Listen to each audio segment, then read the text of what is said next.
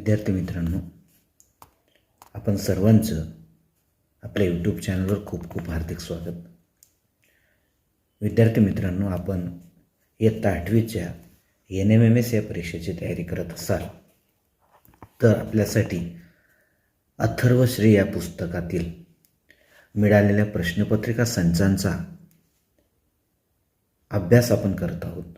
आणि या मालिकेअंतर्गत या एका व्हिडिओमध्ये आपण सॅट या विषयामधील गणित या विषयाच्या 20 प्रश्नांचा अभ्यास करणार आहोत, समजून घेणार आहोत आणि स्पष्टीकरण पाहणार आहोत. नमुना सराव प्रश्नपत्रिका क्रमांक 9, विषय गणित, पेपर क्रमांक 2 सॅट. प्रश्न 71 पासून 90 पर्यंतचे प्रश्न गणिताचे असतात. त्यामधला पहिला 71वा प्रश्न आपण बघूया. थोडं मी चित्र या ठिकाणी मोठं करतो आपल्यासाठी. बघा, एका गोडाऊनमधील मोटार व सायकलची एकूण संख्या 35 आहे, तर चाकांची संख्या ची सरासरी 20 आहे. शेवटच्या 5 संख्यांची, एक मिनिट, हा प्रश्न आपला. एका गोडाऊनमधील मोटार व सायकलची एकूण संख्या 35 आहे व त्यांच्या चाकांची संख्या 100 आहे, तर मोटारींची संख्या किती? तसं पहिलं विद्यार्थी मित्रांनो, तर हा प्रश्न बुद्धिमत्तेतला आहे, गणितातला प्रश्न नाही. चुकून हा गणितात या ठिकाणी समाविष्ट झालेला आहे, तरी आपण याला समजून घेऊया. मोटार आणि सायकल, मोटार 4 चाकी असते, सायकल 2 चाकी असते. एकूण चाकांची संख्या 100 आहे, तर आपल्याला मोटारींची संख्या म्हणजे 4 चाकी वाहनांची संख्या किती असा प्रश्न विचारला. एकूण संख्या आहे 35. एकूण सर्व मोटारींची आणि सायकलींची संख्या 35 आहे. तर हे उदाहरण आपल्याला सोडवायचं असेल तर आपण ऑप्शनची मदत घेऊन उदाहरण सोडवू शकतो. आपल्याला ऑप्शनमध्ये जी संख्या दिली 15, 20, 25 आणि 30 ही मोटारींची संख्या आहे. ती 35मधून वजा केल्यास आपल्याला कशाची संख्या मिळेल? मोटरसायकलची संख्या मिळेल, सायकलची संख्या मिळेल. आणि सायकलचे चाकं 2 असतात, मोटारीचे 4 असतात. चाकांची संख्या काढून त्यांची बेरीज करून ज्या उदाहरणात 100 येणार ते उदाहरण आपलं बरोबर. मग बघा, 15 जर आपण मोटार घेतल्या, बघा 71वा प्रश्न, जर आपण 15 मोटार घेतल्या तर 20 सायकल येतील, बरोबर. 15 मोटारीचे 4 चाकं म्हणजे 100, किती चाकं झाले? 60 चाकं झाले, बरोबर. त्यानंतर सायकली 20 सायकली, त्यांना 2 चाकं असतात म्हणजे हे 40 चाकं झाले. दोघांची बेरीज झाली बरोबर 100. पहिलाच ऑप्शन आपला या ठिकाणी बरोबर येतोय. बघा, 15 मोटारी आणि 20 सायकली त्या ठिकाणी आहेत असं आपण सांगू शकतो. म्हणून ऑप्शन नंबर 1 आपला या ठिकाणी बरोबर येतोय. बघा, चला पुढचा प्रश्न बघा. 3 संख्यांची बेरीज 98 आहे, त्यापैकी पहिली व दुसरी संख्या यांचे गुणोत्तर 2:3 आहे आणि दुसऱ्या व तिसऱ्या संख्यांचे गुणोत्तर 5:8 आहे, तर दुसरी संख्या कोणती? हा पण प्रश्न तसा बघितला तर सोपा आहे. बघा, 3 संख्यांची बेरीज आपल्याला दिली आहे 98. पहिली आणि दुसऱ्या संख्या यांचं गुणोत्तर आहे 2:3 आणि दुसरी व तिसरी संख्या यांचं गुणोत्तर आहे 5:8. तर बघा काय करायचं, ऑप्शन क्वेश्चन नंबर 72. पहिली व दुसरी, पहिलीला दुसरी यांचं गुणोत्तर आहे 2:3, तर दुसरीला तिसरी यांचं गुणोत्तर आहे 5:8. तर आपल्याला काय करायचं, पहिली, दुसरी आणि तिसरींचे एकत्र गुणोत्तर काढायचे. तर हा जो 3 आहे, हा 3 आणि हा 5 हे समान करायचे आहेत आपल्याला. म्हणजे ह्या गुणोत्तराला 5ने गुणायचं, या गुणोत्तराला 3ने गुणायचं, म्हणजे आपल्या पहिली आणि दुसरी तिसरीचं गुणोत्तर मिळेल. बघा, पहिलीला दुसरी आणि दुसरीला तिसरी हे गुणोत्तर जर काढायचं असेल तर काय करावं लागेल? ह्या दोघांना 5ने गुणलं, 5 दुणे 10, 5 त्रिक 15, 5 दुणे 10, 5 त्रिक 15. याला 3ने गुणलं, 3 5 15 म्हणजे हा 15 आला, 3 8 24, हे आलं गुणोत्तर. तिन्ही संख्यांचं गुणोत्तर आलं 10ला 15, 15ला 24. तिघांची बेरीज करा. समानपट x मानू. समानपट काय मानू? x म्हणजे 10x अधिक 15x अधिक 24x बरोबर 98. मग किती एक्स होतील बघा, 25 आणि 24 49x बरोबर 98. 49ने भागा, 49 1 49, 49 2 98. म्हणजे समान पट आली 2. प्रत्येक संख्येची समान पट 2 आली. मग आपल्याला काय विचारलं या ठिकाणी बघा, दुसरी संख्या कोणती, दुसरी संख्या कोणती असा प्रश्न आपल्याला विचारला आहे. मग दुसरी जी संख्या आहे ती किती येणार, जर आपण बघितलं तर दुसरी संख्या 5 दुने 15 दुने 30 येणार. दुसरी संख्या किती येणार, 30 येणार. मग ऑप्शन नंबर 2 बरोबर येतोय बघा आपल्या या ठिकाणी. दुसऱ्या नंबरची जी संख्या येणार ती किती येणार, 30 येणार. पुढचा प्रश्न बघा, दिलेल्या 10 संख्यांची सरासरी 15 आहे. त्यापैकी पहिल्या 6 संख्यांची सरासरी 20 आहे. शेवटच्या 5 संख्यांची सरासरी 18 आहे. तर 6व्या क्रमांकाची संख्या कोणती. तर बघा प्रश्न नीट समजून घ्या. एकूण 10 संख्या आहेत. 10 संख्यांची सरासरी 15 आहे बरोबर. पहिल्या 6 संख्यांची सरासरी 20 आहे आणि शेवटच्या 5 संख्यांची सरासरी 18 आहे. तर 6व्या क्रमांकाची संख्या कोणती. तर आपल्याला काय करायचं आहे, पहिल्या 6 संख्यांची सरासरी 20 आहे. मग सरासरीचं सूत्र जर बघितलं आपण तर सरासरी बरोबर एकूण सर्व संख्यांची बेरीज भागिले एकूण संख्या. मग एकूण सर्व संख्या किती, 6. सरासरी किती, 20. दोघांचा गुणाकार केला 120 येणार. बघा पहिल्या 6 संख्यांची जी सरासरी दिली आहे ती 6 संख्यांची बेरीज आपल्याला काढता येईल. 6 संख्यांची बेरीज जी येणार ती कशी येणार, 6 गुणिले सरासरी 20 म्हणजेच 120 आली बरोबर. नंतरच्या ज्या 5 संख्या आहेत म्हणजे 6वी 7वी 8वी आणि 9वी संख्या, नंतरच्या 5 संख्यांची सरासरी, नंतरच्या 5 संख्यांची बेरीज कशी काढायची लक्षात घ्या. 5 गुणिले त्यांची सरासरी किती दिली, 18 म्हणजे किती झाली, 90. मग आता या ठिकाणी बघा ही 6 संख्यांची बेरीज आहे, ही 5 संख्यांची बेरीज आहे. म्हणजे लक्षात येतं का बघा तुमचं, 1 2 3 4 5 आणि 6 संख्यांची बेरीज, या 6 संख्यांची बेरीज 120 आहे. आणि या 6व्यापासून पुढच्या 7 8 9 आणि 10 या संख्यांची बेरीज आहे 90. मग आता बघा या एवढ्या संख्यांची बेरीज 90 येते, एवढ्या संख्यांची बेरीज 120 येते. यांची दोघांची जर आपण वजाबाकी केली, 120 वजा 90 केलं तर उत्तर 30 येतं. म्हणजे 6व्या नंबरची संख्या आपली 30 असेल असं आपण त्या ठिकाणी सांगू शकतो.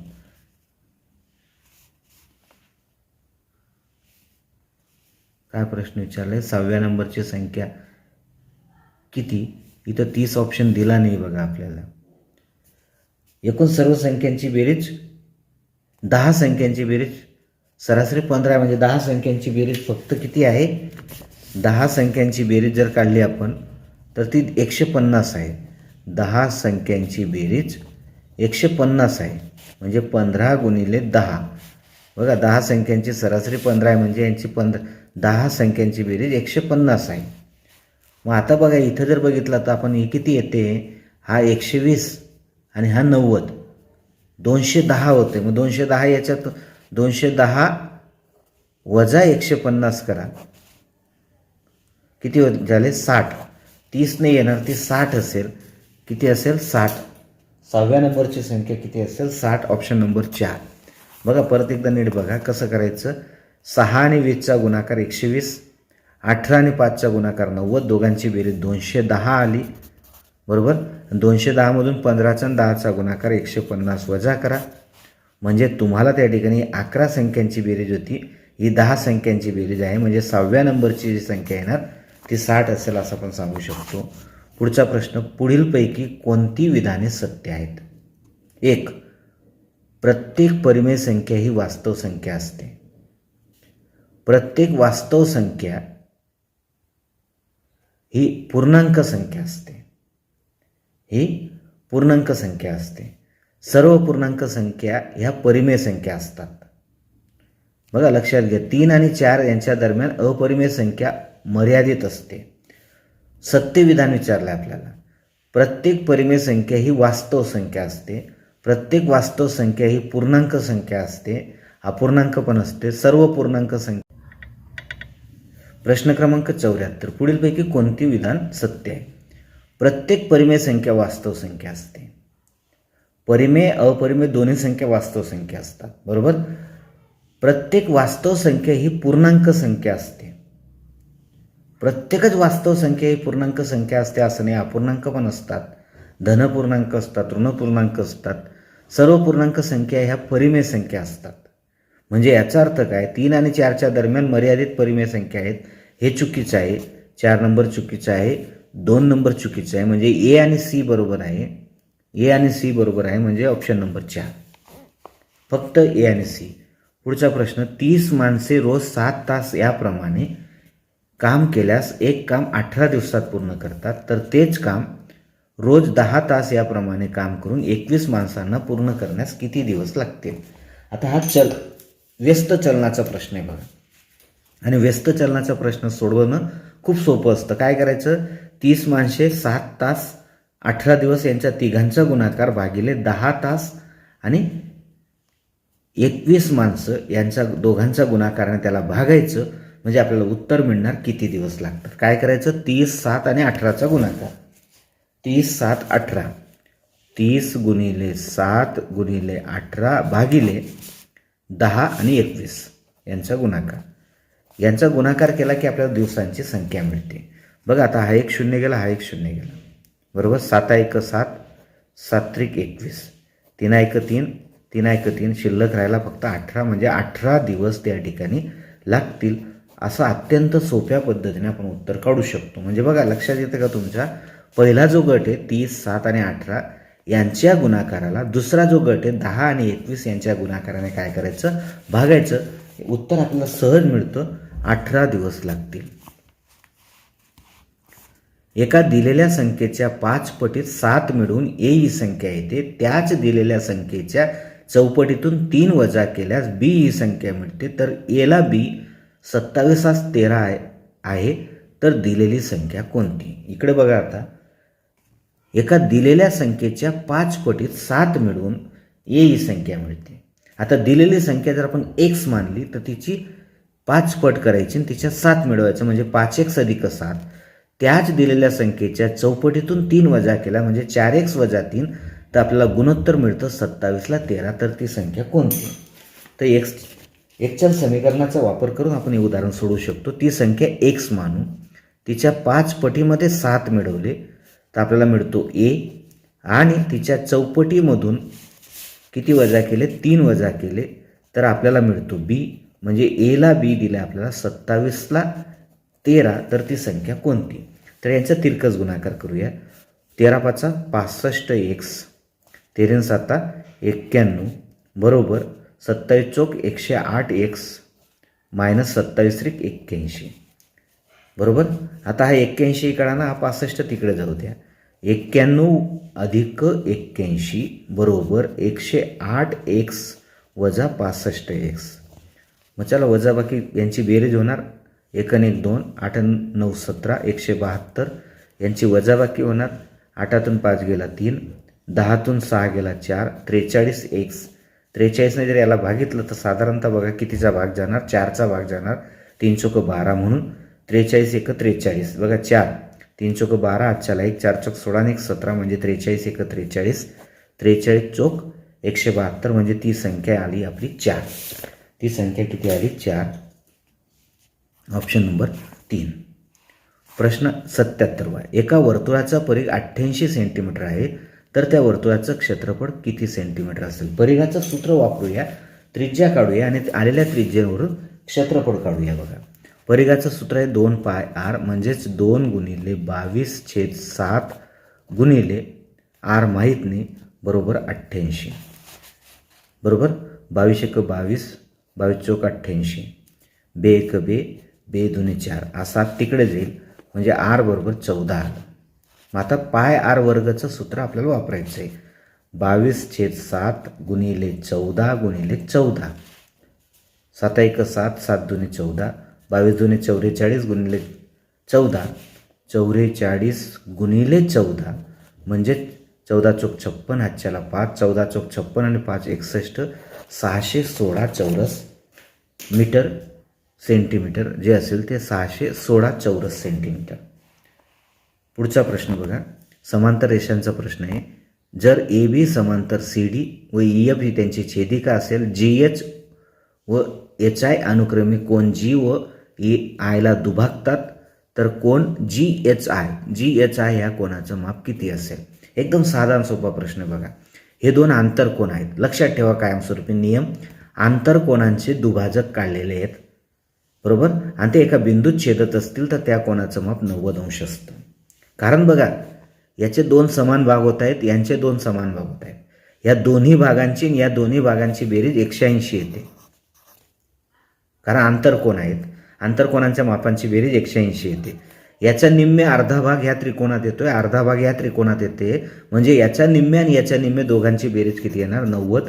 मग हा एक त्रिकोण आहे, त्रिकोणाच्या 3 कोणांची बेरीज 180 असते, त्याच्यातून 2 कोणांची बेरीज, ह्या 2 कोणांची बेरीज 90 गेली तर हा कोण 90 अंशाचा असतो, म्हणून हा 90 त्या ठिकाणी येणार.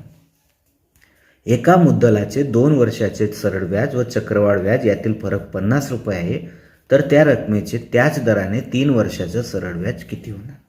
आता नीट लक्षात घ्या, एका मुद्दलाचे 2 वर्षाचे सरळ व्याज आणि चक्रवाढ व्याज यातील फरक 50 रुपये. किती वर्षाचे? 2 वर्षाचे. तर त्या रकमेचे त्याच दराने 3 वर्षाचं सरळ व्याज किती असेल? आता एक रक्कम आहे, चक्रवाढ व्याजाने दिली आणि सरळ व्याजाने दिली, त्यांच्यातील फरक आहे 50 रुपये. किती रुपये? 50 रुपये, बरोबर. तर त्याच रकमेचे त्याच दराने 3 वर्षाचे सरळ व्याज किती असेल? आता हा प्रश्न सोडवायचा म्हटलं तर या ठिकाणी सरळ व्याज दिलेलं आहे खाली 3500, 2950, 3050 आणि 3000. तर इथं काय करायचं आता आपल्याला लक्षात घ्या, सरळ व्याज आणि चक्रवाढ व्याज यांच्यातील फरक काढायचा आहे. मग यांच्यातील फरक काढायचा असेल तर व्याजाचा दर समान आहे, बरोबर. बघा, त्या रकमेचे त्याच दराने मुद्दल समान आहे, व्याजाचा दर समान आहे, आपल्याला फक्त काय करायचं त्या ठिकाणी सरळ व्याज काढायचं आहे.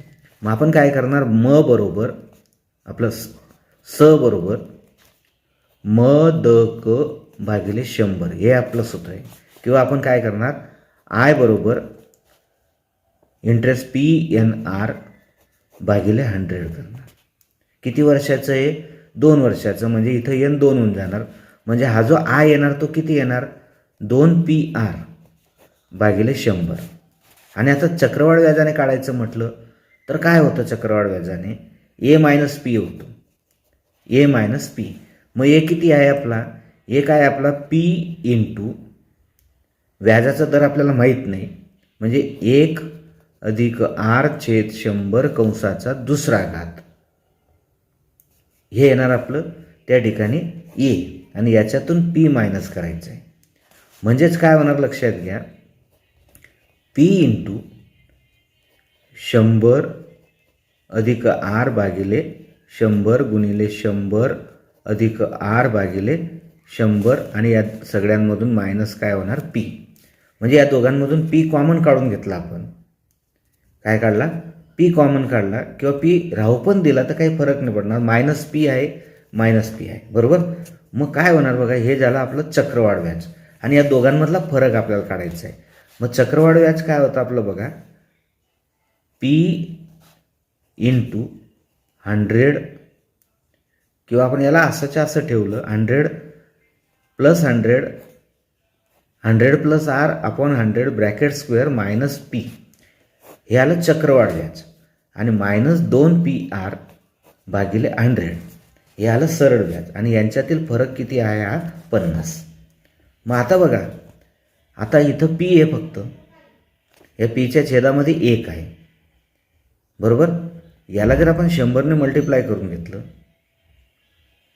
सगळ्यांमधून या ठिकाणी P सगळ्यांमध्ये, बरोबर. मग काय होणार, हा P याला गुणतोय, हा P याला गुणतोय, इथं P आहे फक्त, इथं 2P आहे. जर समजा जर आपण सरासरी विचार केला बघा विद्यार्थी मित्रांनो, 2 वर्षामध्ये 50 रुपयाचा फरक पडतोय, म्हणजे याचा अर्थ असा 10,000 रुपये त्या ठिकाणी व्याजाने दिलेले असतील, आणि त्याचं सरळ व्याज असेल 3,000 रुपये. एक विक्रेता त्याच्याकडील वस्तू खरेदी किमतीच्या 125% दराने विकतो. त्यानंतर रोख खरेदीवर तो गिराईकास 4% सूट देतो. तर रोख खरेदीच्या व्यवहारावर त्याला मिळणारा शेकडा नफा किती? नीट बघा आता काय सांगितलं. एक विक्रेता त्याच्याकडील वस्तू खरेदी किमतीच्या 125% दराने विकतो. किती टक्के दराने? 125% दराने विकतो. त्यानंतर तो काय करतो? रोख खरेदीवर तो गिरायकात 4% सूट देतो. तर खरेदीच्या व्यवहारावर त्याला मिळणारा शेकडा नफा किती? आता आपण काय करूया, 100 रुपये खरेदी किंमत आहे असं मानूया. खरेदी किंमत 100 म्हणून, बरोबर. या 100च्या 125% दराने तो वस्तू विकतो. बघा, 100 खरेदी त्याच्याकडील वस्तू खरेदी किमतीच्या 125% दराने विकतो. म्हणजे याचा अर्थ काय? हे दोघं 100 गेले म्हणजे याचा अर्थ 125 रुपयाला विकतो. आणि विकताना रोख खरेदी केली कोणी तर 4% सूट देतो. म्हणजे 125 गुणिले 4 भागिले 100, बरोबर. काय होणार बघा, 4 × 4, 25 × 100, 25 × 25, 25 × 5 125, म्हणजे 5 रुपये तो सूट देतो. किती रुपये सूट देतो? 5 रुपये. म्हणजे 125 रुपयाची वस्तू तो 5 रुपये सूट देऊन 120 रुपयाला विकतो. 100 रुपयाची खरेदी होती तर 120 रुपयाला विकतो. म्हणजे याचा अर्थ असा, त्याला 20% खरेदीवर नफा होतो. किती नफा होतो? 20% खरेदीवर नफा होतो. Option number 2. पुढचा प्रश्न बघा, आकृतीत कोण BAC किती? BAC. आता हे दोन कोण सारखे आहेत बघा. हा किती आहे? 120. हा त्याच्या शेजारचा, त्याच्या रेषे जोडीतील कोण आहे तो 60 असेल. म्हणजे हा 60 असेल, कारण हे दोघं सारखे आहेत. 60 आणि 60 120 झालं म्हणजे हा पण 60 असेल. ऑप्शन नंबर 3, कारण तो समभुज त्रिकोण तयार झाला. पुढचा प्रश्न बघूया. चला, प्रश्न क्रमांक 82 बघा. जर x समचलनात y आहे, y समचलनात z आहे, तर x बरोबर 10, तेव्हा आपलं x बरोबर 10 तर z बरोबर 15. जर x बरोबर 12 असल्यास झेडची किंमत शोधा. झेडची किंमत शोधा. बघा प्रश्न कसा विचारला आहे, दोन एकत्र चलन दिलेत आपल्याला. बघा, x हा yच्या समचलनात आहे आणि y हा झेडच्या समचलनात आहे, बरोबर. तर आपल्याला काय करावं लागेल, x आणि झेडची किंमत दिली. पहिल्यांदा x आणि झेडची किंमत दिली. मग बघा नीट समजून घ्या. x समचलनात y आहे म्हणजेच k बरोबर x भागिले y मिळणार. नंतर y समचलनात z आहे, बरोबर. इथं k बरोबर काय मिळणार तुम्हाला? k बरोबर तुम्हाला मिळणार y भागिले z. मग आपण काय करू, इथं yची किंमत आपल्याला काढायची आहे. तर y बरोबर काय मिळणार? y बरोबर kz मिळणार. ही किंमत याच्यात टाकूया. इथं k ची किंमत तुम्हाला मिळणार. कसं मिळणार ते बघूया आता. तर या ठिकाणी k जसाच्या तसा ठेवू, बरोबर. x जसा तसा ठेवू आणि yच्या जागेवर kz टाकू. kz तर काय होणार बघा आता. हा इकडे भागतो, इकडे आला तर गुणेल. म्हणजे याचा अर्थ काय, या ठिकाणी x बरोबर k वर्ग z मिळणार. x बरोबर काय मिळणार? k वर्ग z मिळणार. मग आपण आता k काढून घेऊया. x आणि z दिला आपल्याला, पहिले k काढून घेऊया. x बरोबर k वर्ग z. x दिला आहे बघा आपल्याला 10, z दिला आहे 15. 10 बरोबर k वर्ग गुणिले 15. बघा z 15 दिला आहे. तर आता यांचे दोघांचा गुणाकार केला तर k वर्ग आपल्याला मिळणार. k वर्ग बरोबर 150 आपल्याला मिळणार. परत झेडची किंमत शोधायची आपल्याला. वायची किंमत दिली 12, आपल्या एक्सची किंमत 12 दिली. पुन्हा हे सूत्र वापरूया. एक्सची किंमत 12 आहे. 12 बरोबर k वर्गची किंमत 150 आहे गुणिले झेडची किंमत आपल्याला काढायची आहे. मग काय करावं लागेल, हा झेड आपल्याला काढायचा. मग 150 इकडे येणार आणि आपल्याला किंमत त्या ठिकाणी मिळणार. पण इथं अपूर्णांकात किंमत दिलेली नाही आहे. परत एकदा नीट बघा. या ठिकाणी ही k ची किंमत आहे, ही k ची किंमत आहे. दोघं सेम आहेत, बरोबर.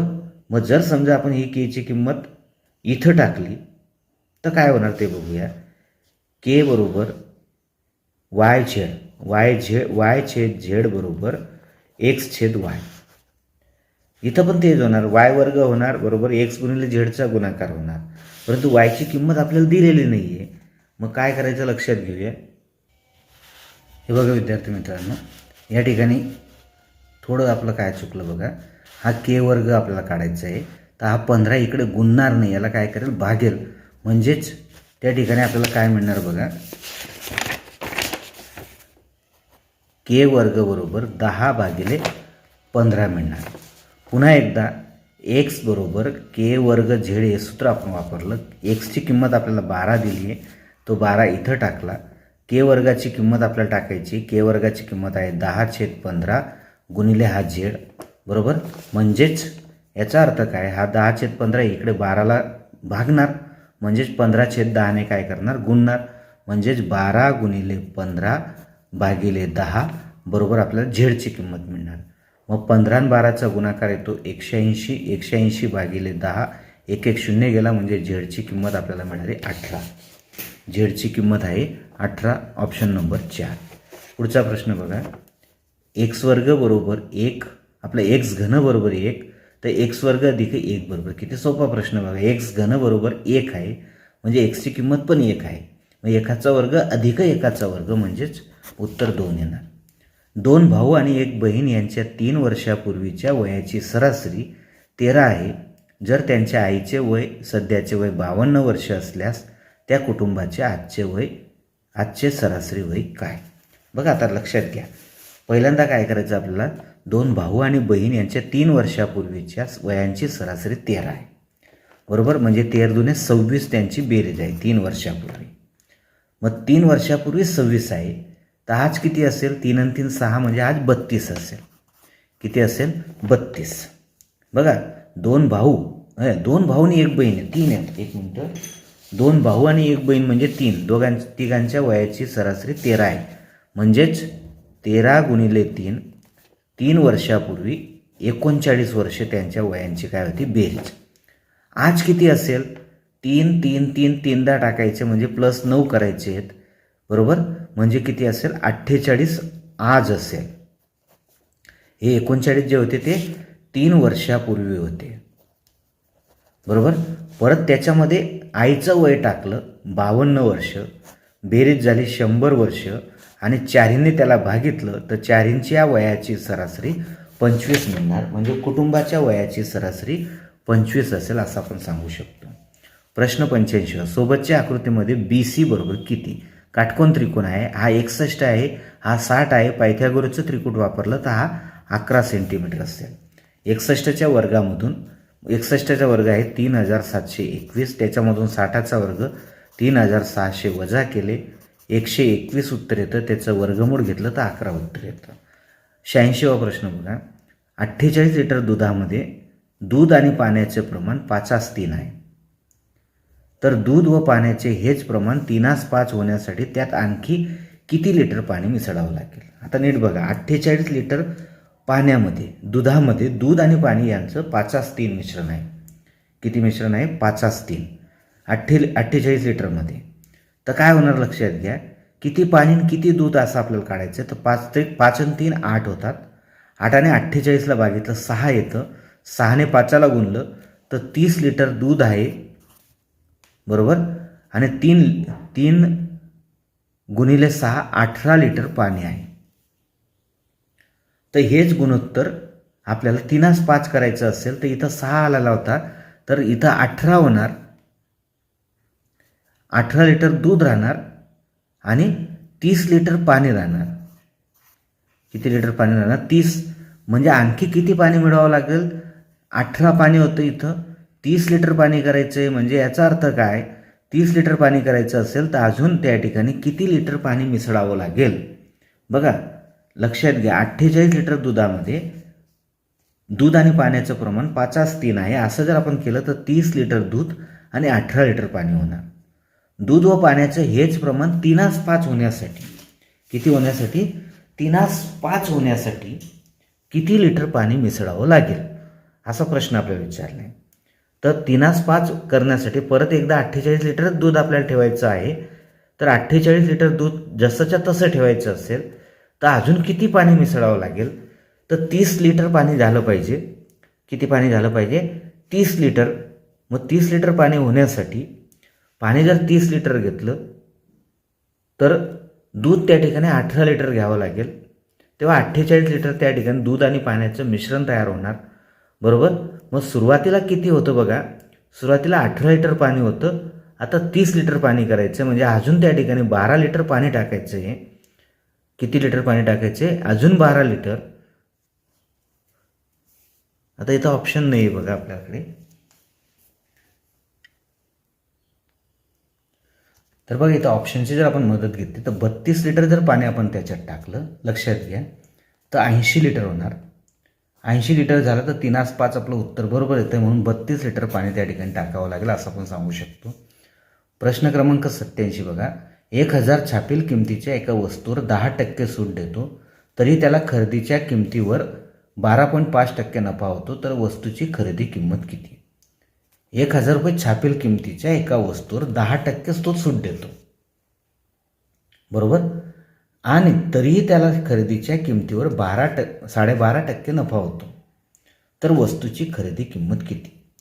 बघा आता 1000 किमतीवर त्या ठिकाणी एका वस्तूवर 10% तो सूट देतो म्हणजे ती 100 रुपयाची वस्तू तर 90 रुपयाला देतो.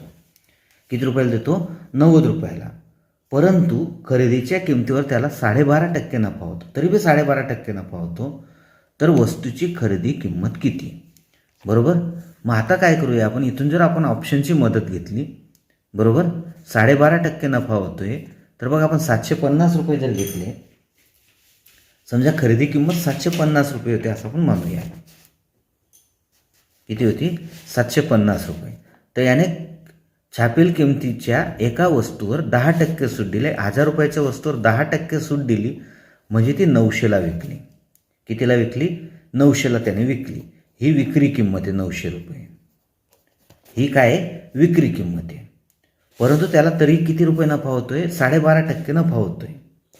मग जर समजा त्या वस्तूची खरेदी किंमत 100 रुपये होती असं आपण मानूया, तर विक्री किंमत 12.5 येणार म्हणजे 112.5 येणार.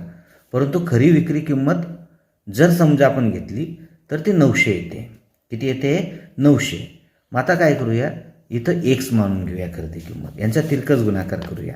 100 गुणिले 900 भागिले 112.5.